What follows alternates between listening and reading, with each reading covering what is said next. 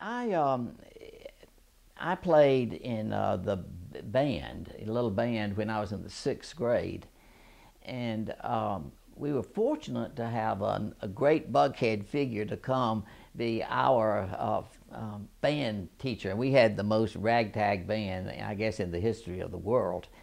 And this guy's name was Warren Little, and he was the first flutist of the Atlanta Symphony. And he had just gotten out of a very distinguished music, conservatoire.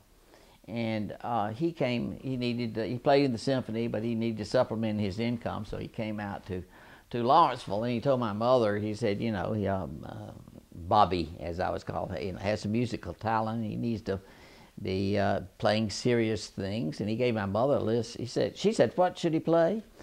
And so he gave her this long list. She came down to the Atlanta music store, Billy Mann, and bought all this music. Came back and said, what do we do with it now? And although he was not a pianist, he came to our house after he did the band lessons, that sort of thing.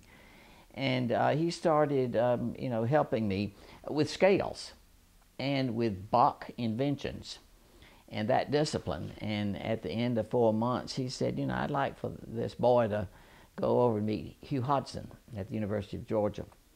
And that was in the 6th grade. So beginning in the 7th grade, I was fortunate.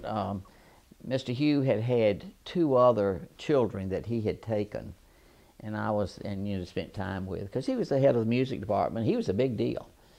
And I think it was as much the way we had this rapport through conversation.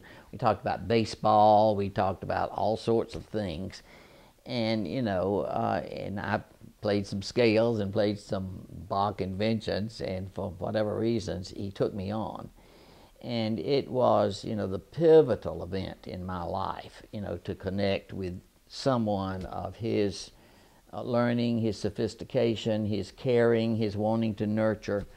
And so I stayed with him all the way through college. And, he introduced me to, so many things. There's not a day in my life, I don't think, that passes. I don't, deal with something that Mr. Hugh introduced me to.